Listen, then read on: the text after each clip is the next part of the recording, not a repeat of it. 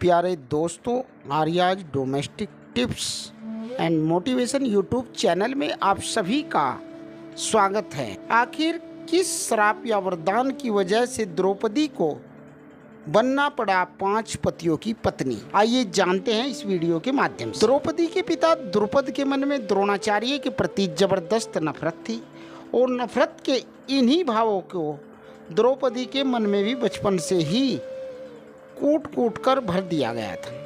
वह बदले की आग में जल रही थी और मनी मन ऐसी तरकीबें सोचती रहती जिससे अपने पिता के अपमान का बदला द्रोणाचार्य से ले सके। लेकिन द्रोणाचार्य तो हस्तिनापुर राज्य के संरक्षण में था। द्रोणाचार्य को नीचा दिखाने के लिए उन्हें एक शक्तिशाली गठबंधन की आवश्यकता थी। इसी मकसद से उन्होंने योजना बनाई कि राजा जरासंध के पोते से द्रौपदी का विवाह करा दिया जाए। द्रौपदी जब विवाह योग्य हुई तो उनके स्वयंवर का आयोजन किया गया। उधर श्री कृष्ण की अपनी अलग योजना थी। वह आए और द्रुपद के साथ तकरीबन 3 महीने तक रुके। जरासंध के पास गए और उसे समझाया, आप 75 साल के हो चुके हैं जबकि कन्या की उम्र महज 18 साल है। अगर आप स्वयंवर जीत भी गए तो आप हंसी के पात्र बन जाएंगे। इस दौरान द्रौपदी उनके काफ़ी नज़दीक आ गई और उनसे विवाह करने की इच्छा जाहिर की। कृष्ण ने साफ कर दिया कि वह सिर्फ ऐसी स्त्री से विवाह करेंगे जो उनके लक्ष्य के प्रति पूरी तरह समर्पित होगी, यानी धर्म की स्थापना के कार्य में उनका पूरी तरह से साथ देगी। उसकी कोई भी सैन्य या राजनीतिक मंशा नहीं होनी चाहिए। उन्होंने द्रौपदी को खुश करने के लिए यह भी कहा, तुम इतनी अधिक महान स्त्री हो जिसके योग्य मैं नहीं हूँ। द्रौपदी कृष्ण से विवाह करना चाहती थी। द्रौपदी ने फिर भी जिद की कि वह कृष्ण से ही विवाह करना चाहती है, लेकिन कृष्ण ने खुद को उनसे दूर ही रखा। वह चाहते थे कि द्रौपदी का विवाह अर्जुन से ही हो, जिससे कि एक सही गठबंधन बन सके जो धर्म की स्थापना में उनकी मदद कर सके। अगर अर्जुन राजा बनते तो वे समाज में बेहतर संतुलन ला पाते। लेकिन दूसरी तरफ राजा जरासंध का पोता द्रुपद के साथ शक्तिशाली गठबंधन बनाने के मकसद से द्रौपदी से विवाह करना चाहता था। अगर ऐसा होता तो बहुत गलत होता। एक और शख्स था जो द्रौपदी से विवाह करने को बड़ा उत्सुक था और वह था दुर्योधन। अगर दुर्योधन का विवाह द्रौपदी से हो जाता तो वह भी अच्छा विकल्प नहीं होता। खैर, स्वयंवर का दिन नजदीक आने लगा।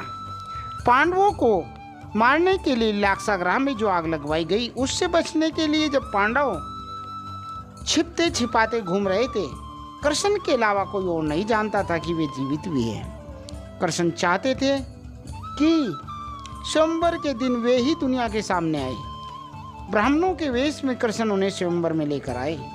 स्वयंवर की शर्त यह थी कि ऊपर घूमती हुई मछली की आंख को तीर से भेदना था, लेकिन निशाना लगाना था नीचे रखी तेल की कढ़ाई में। उसकी परछाई को देखकर जो इस तरीके से उस मछली की आंख में निशाना लगाकर उसे भेद पाएगा, उसी के साथ द्रौपदी का विवाह होगा।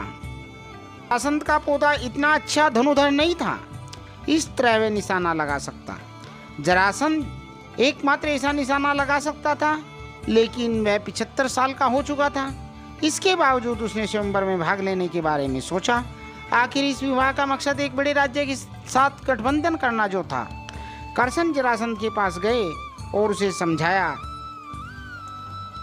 श्रीमान जी, आप 75 साल के हो चुके हैं जबकि कन्या की उम्र महज 18 साल है।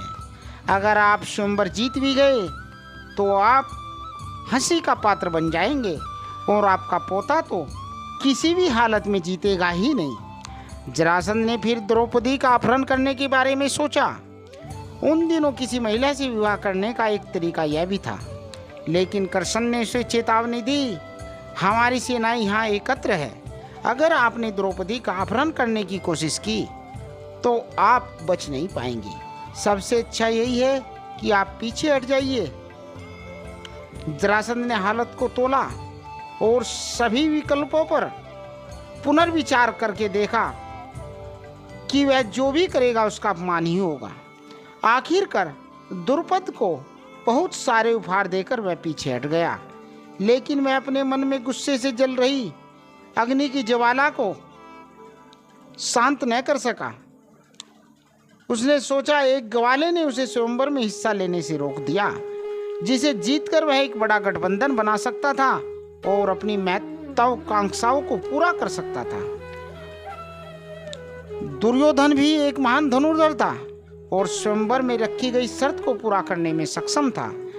जब वह परछाई में देखकर मछली की आंख पर ध्यान लगा रहा था तो कृष्ण के इशारे पर ब्राह्मण के वेश में खड़े भीम को जोर से हंसने लगे।